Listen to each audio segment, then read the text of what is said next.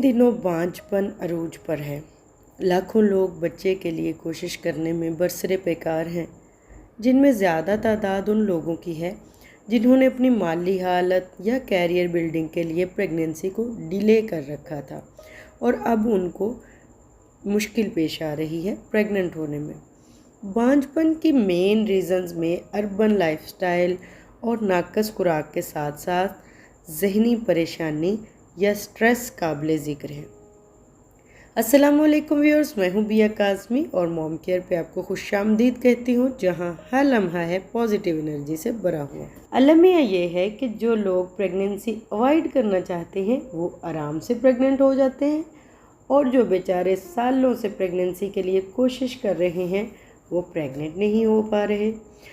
आज हम बात करने वाले हैं बांझपन या फर्टिलिटी के कॉमन रीज़न्स पे, और एक आम सा सवाल जो हर नया शादीशुदा जोड़ा करता है कि प्रेग्नेंट होने के लिए या जल्द प्रेग्नेंट होने के लिए क्या किया जाए, नेचुरली प्रेग्नेंट कैसे हुआ जाए या जल्द हामला होने के लिए क्या करें।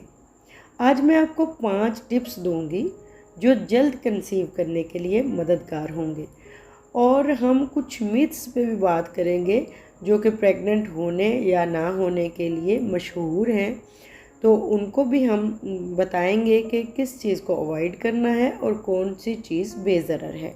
सबसे पहली बात है प्रेगनेंसी के पीछे की साइंस को समझना। प्रेगनेंसी अक्कर कैसे होती है, प्रेगनेंसी कैसे वाक़या होती है, किन दिनों फर्टिलाइजेशन मुमकिन होती है, एग कब रिलीज़ होता है, ये सारी बातें एक औरत को लाजमी जानना चाहिए ताकि वो प्रेग्नेंट होने के लिए जब भी ट्राई करें तो उनको पता हो कि किन दिनों उन्होंने मिलाप करना है ताकि वो प्रेग्नेंट हो पाए। ओव्यूलेशन पीरियड का पता होना ज़रूरी है। हर माह एक एग मैच्योर होके एक ओवरी से रिलीज़ होता है, लेफ़्ट या राइट, बाज़ औक़ात दोनों ओवरीज़ में से भी एग्स रिलीज़ होते हैं, लेकिन जब खातून पैदा होती है तब ही उसके अंदर एग्स मौजूद होते हैं, लेकिन जब वो जवान हो जाती है तब एग रिलीज़ होना शुरू होते हैं। एग कब रिलीज़ होता है, ओव्यूलेशन पीरियड क्या है, इसके लिए हमें ओव्यूलेशन साइकिल या मेंस्ट्रुअल साइकिल का पता होना ज़रूरी है। ये 28 दिन का साइकिल है। पीरियड का पहला दिन साइकिल का पहला दिन शुमार किया जाता है। ओव्यूलेशन साइकिल के 14वें दिन वाक़या होती है, यानी कि आपका एग पीरियड होने से 14वें दिन रिलीज़ होता है, और ये जिनकी आदत माहवारी की 28 दिन की हो ये उनके लिए है। अदरवाइज़ अगर बाज़ औरतों को 32 दिन में 31 दिन में पीरियड आते हैं उनके लिए थोड़ा सा एग रिलीज़ होना आगे पीछे हो सकता है। बहरहाल इस ड्यूरेशन को हम कहते हैं फर्टाइल विंडो या 12 आवर डेज इनको कहा जाता है, जब एग ओवरीज से रिलीज़ होकर फ्लोपियन ट्यूब के रास्ते बच्चादानी की तरफ सफ़र करता है। इसी दौरानिए में एग स्पर्म के साथ मिल जाए तो ये फर्टिलाइजेशन वाक़या होती है और एक नई ज़िंदगी जन्म देती है। ये दौरानिया फर्टाइल विंडो कहलाता है। अंडा बच्चादानी में तकरीबन 12 से 24 घंटे ही ज़िंदा रह पाता है। अलबत्ता स्पर्म बच्चादानी में 48 घंटे ज़िंदा रह सकता है और अमूमन 3 से 5 दिन भी ज़िंदा रहने का गुमान किया जाता है। लिहाजा इस दौरान अगर मियाँ बीवी मिलाप करें तो बच्चा होने के चांस ज़्यादा हाई होते हैं। याद रहे ये दिन पीरियड के 14वें दिन से 2 दिन पहले से 2 दिन बाद होते हैं। लिहाजा इन 5 दिनों में बच्चे के लिए कोशिश करना मियाँ बीवी के लिए ज़रूरी है। अगर आपकी माहवारी 1 तारीख को आई है तो 14 तारीख आपकी एग रिलीज़ होने की डेट है, और उससे 2 दिन पहले यानी 12 तारीख से आप इंटरकोर्स करना शुरू करेंगे और आपको 5 दिन तक लगातार, एक दिन छोड़ के एक दिन भी किया जा सकता है और रोज़ाना भी किया जा सकता है। इसमें कुछ मिथ्स पाई जाती हैं, कुछ मिसकंसेप्शंस हैं जिनको क्लियर करना ज़रूरी है। बाज़ औरतों को लगता है कि बच्चादानी के अंदर आपके सीमन का जाना ज़रूरी है, रहना ज़रूरी है। लेकिन ऐसा नहीं है। स्पर्म एक ज़िंदा चीज़ है, वो खुद ब खुद अपना रास्ता अंडे की तलाश में बना लेता है। उसके लिए आपको ज़रूरी नहीं है कि आप इंटरकोर्स के बाद लेटी रहें या आप वॉश ना करें, ऐसा कुछ नहीं है, ये एक मिथ है।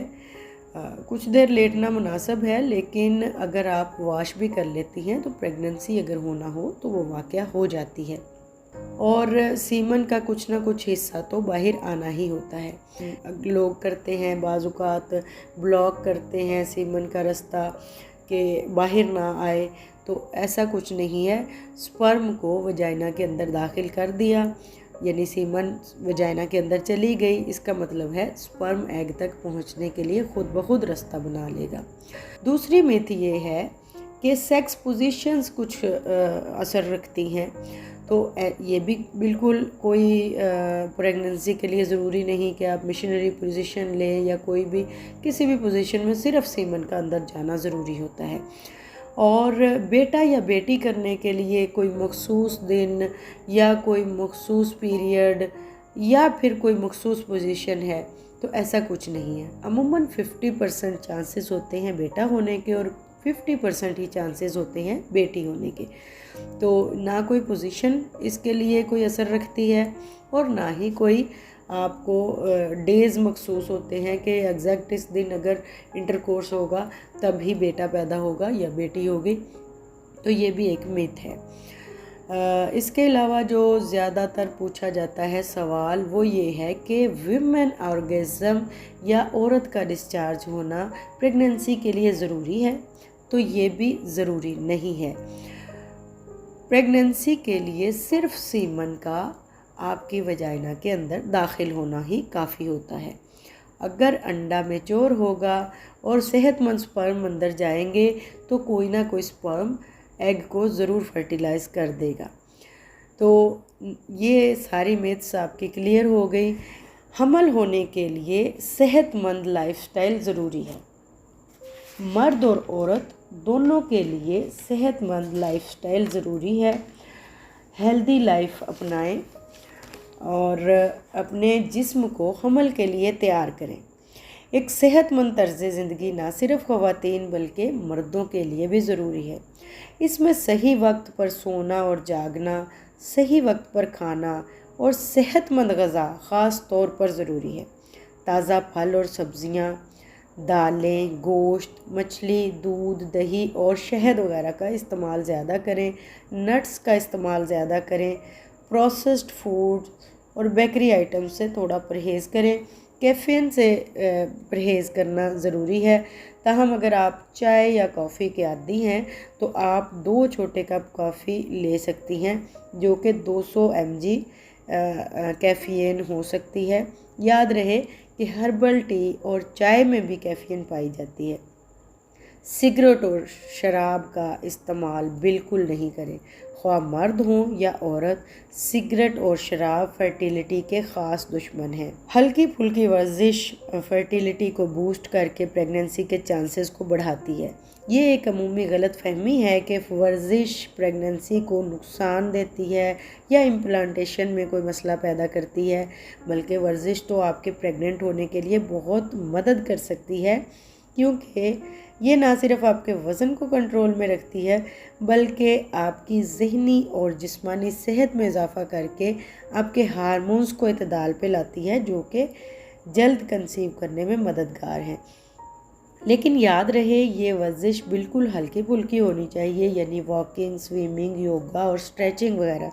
इसमें वज़न उठाने और मुशक्क़त वाली वर्जिशें शामिल नहीं हैं। नंबर 3 पे आ जाता है प्री कंसेप्शन काउंसलिंग, यानी कि अपने डॉक्टर से रुजू करना। जब आप बच्चे का इरादा करें तो बेहतर है आप एक बार अपनी गायनाकोलॉजिस्ट को विज़िट कर लें। वो आपको डीपली एग्ज़ामिन करके मशवरा देगी। वो आपकी मेडिकल हिस्ट्री लेकर आपको अवेयर कराएगी। आपके फर्टाइल डेज़ कौन से हैं ये आपको बताएगी। आपको किस मेडिकल हेल्प की ज़रूरत है, यानी अगर आपको थायराइड, शुगर या ब्लड प्रेशर जैसा कोई मसला है तो आपको बच्चा पैदा करने के लिए किस मेडिकेशंस को अवॉइड करना है, किस को जारी रखना है, ये आपको डॉक्टर से बेहतर कोई मशवरा नहीं दे सकता। और इसके अलावा डॉक्टर आपके मुख्तलिफ़ किस्म के ब्लड टेस्ट ले सकती हैं, जैसे कि CBC का test, thyroid test, sugar test, rubella test वगैरह। और इसके अलावा आपका अल्ट्रासाउंड करके आपको ग़िज़ा और दवा भी तजवीज़ कर सकती हैं। लिहाजा प्रेगनेंसी प्लान करने से पहले एक बार मुआयना ज़रूर करवा लें। ये एक बेहतरीन हिकमत अमली है। प्री नेटल विटामिन्स का रोल चौथे नंबर पे आ जाता है। प्री नेटल विटामिन्स का रोल। प्रेगनेंसी के लिए प्री विटामिन लेना भी अहम है। इनमें ख़ास तौर पर फोलिक एसिड और विटामिन डी काबिल ज़िक्र हैं। फोलिक एसिड की कमी की वजह से बच्चे में न्यूरल ट्यूब के नकाइस और प्री बर्थ का ख़तरा ज़्यादा होता है या बर्थ डिफेक्ट्स पैदा हो जाते हैं। इसलिए प्रेगनेंसी प्लान करने से के साथ ही आपको, या बल्कि 3 महीने पहले, प्रेगनेंसी प्लान करने से 3 महीने पहले आपको 5 mg folic acid per day लेना शुरू कर देना चाहिए। विटामिन डी भी प्रेगनेंसी के लिए ज़रूरी है। 400 से 800 IU यानी इंटरनेशनल यूनिट विटामिन डी आप रोज़ाना लें। ये आपके लिए बेहतरीन है। इसके अलावा दूसरे विटामिन जैसे A, B, C, D और E भी ज़रूरी है। इसके लिए मल्टी विटामिन की पिल्स मिल जाती हैं, जिनको आप प्रेगनेंसी प्लान करने से पहले लेना शुरू कर सकते हैं। लेकिन अपने डॉक्टर से मशवरा किए बिना कोई दवा इस्तेमाल मत करें। ज़रूरी है कि कोई भी दवाई लेने से पहले अपने डॉक्टर को ज़रूर दिखाएं, और अगर वो आपको अप्रूव करे तब ही वो आप मेडिसिन यूज़ करें, अदरवाइज़ आप मेडिसिन यूज़ ना करें। कुछ प्रीनेटल विटामिन्स के लिंक भी शायद मैं डिस्क्रिप्शन में दे दूं, उसको भी आप चेक कर सकते हैं। नंबर 5 पे बहुत ही इम्पोर्टेंट रीज़न जो बांझपन की आजकल ख़ास रीज़न है, इस पे बहुत ज़्यादा तहकीक भी हो चुकी है। बांझपन या इनफर्टिलिटी की एक बहुत मेन रीज़न है स्ट्रेस या जहनी परेशानी, जहनी दबाव। स्ट्रेस आपके हार्मोन्स को इम्बैलेंस करती है, जिनकी वजह से प्रेग्नेंट होना मुश्किल हो जाता है। एक रिसर्च के मुताबिक जहनी दबाव आपके सेल लेवल तक डैमेज करता है, यानी कि जिस्म के हर खुलिये तक स्ट्रेस डैमेज पैदा करता है। इसलिए आपको स्ट्रेस पे काबू पाने के लिए हर मुमकिन कोशिश करनी चाहिए। स्ट्रेस मेल और फीमेल दोनों में बांझपन पैदा कर सकता है। लिहाजा ज़रूरी है कि आप फ़ौरन अपनी ज़हनी सेहत पर तवज्जो दें और तलाश करें कि आपकी ज़हनी परेशानी की रीज़न क्या है। अमूमन ख़वातीन को प्रेगनेंसी को लेकर ही स्ट्रेस हो जाती है, जैसे कि ससुराल के प्रेशर और कंसीव ना कर पाने की परेशानी, या अपनी एज और वज़न को लेकर वसवसे आना भी स्ट्रेस की वजह बन सकते हैं। मेल्स में अमूमन अपनी जिस्मानी सेहत को लेकर या अपनी सेक्सुअल सेहत को लेकर कह लें कि स्ट्रेस पैदा हो सकता है। बाज़ मर्दों को प्री मैच्योर एजैकुलेशन का प्रॉब्लम होता है, जिसकी वजह से वो स्ट्रेस में आ जाते हैं कि हम इस वजह से कंसीव नहीं कर पा रहे। और इसके अलावा फाइनेंशियल कंडीशंस की वजह से भी मर्द डिप्रेस हो सकते हैं, टेंस हो सकते हैं। घरेलू माली हालात की वजह से स्ट्रेस आ सकता है। तो ज़रूरी है कि फ़ौरन अपने स्ट्रेस को रिलीज़ करें। सबसे पहले रीज़न को तलाश करें कि स्ट्रेस क्यों है, और फिर इसको दूर करने की कोशिश करें। इसके लिए आप मेडिटेशन, डीप ब्रीदिंग जैसी तकनीक का इस्तेमाल कर सकते हैं। सुबह की सैर स्ट्रेस को दूर करती है। इसके अलावा योगा भी स्ट्रेस को मैनेज करने में मददगार है। और अगर आप खुद से स्ट्रेस को मैनेज ना कर पाएँ तो किसी माहिर नफ्सियात की मदद भी ले सकती हैं। अब एंड पे मैं आपको अपनी एक स्पिरिचुअल सलाह देना भी ज़रूरी समझती हूँ, जो कि प्रेग्नेंट होने के लिए बहुत कारगर है। बहुत से लोगों ने इससे हेल्प ली है। ये एक हवाईयन प्रेयर है जिसे होओपोनोपोनो तकनीक के नाम से जाना जाता है, जो कि 4 जुमलों का विर्द करना है। यानी आई am sorry, please forgive me, I love you, thank you. ये 4 जुमले सिर्फ आपको बोलने हैं। इससे आपकी स्ट्रेस लेवल भी कम होगा और आपके अंदर प्रेगनेंसी को लेकर जो भी नेगेटिविटी होगी वो दूर हो जाएगी, जिसकी वजह से प्रेगनेंसी डिले हो रही है या रुकी हुई है। इस तकनीक पर या होओपोनोपोनो पे मेरी पहले भी वीडियो सीरीज़ मैंने बनाई है, प्लेलिस्ट का लिंक आपको डिस्क्रिप्शन में मिल जाएगा, उसको ज़रूर वॉच करें। आपको प्रेग्नेंट होने के लिए इसको यूँ करना है कि अपने जहन में रख कर बोलिए, I am sorry, please forgive me, I love you, thank you. इन 4 जुमलों को आप 108 मरतबा सुबह और 108 मरतबा रात सोने से पहले रिपीट करें। जितनी भी नेगेटिव एनर्जी और ब्लॉकेजेस आपके अंदर प्रेगनेंसी को लेकर होंगे वो दूर हो जाएंगे और आप जल्द कंसीव कर लेंगी। बिलीव में बहुत से लोगों ने इस तकनीक की मदद से कंसीव भी किया है, और ये सिर्फ प्रेगनेंसी के लिए नहीं, ये आपकी ज़िंदगी के हर मसले को हल करने के लिए काफ़ी है। सुबह उठें, उठते साथ ही आप अल्लाह ताला का शुक्र अदा करें और आई am sorry, please forgive me, I love you, thank you come अज़ कम 11 दफ़ा और ज़्यादा से ज़्यादा 108 दफ़ा कर लें, ये काफ़ी होगा। और अगर वीडियो पसंद आई है तो बराए मेहरबानी वीडियो को लाइक कर दीजिए, कमेंट कीजिए, हमारी हौसला अफजाई होती है आपके एक कमेंट से।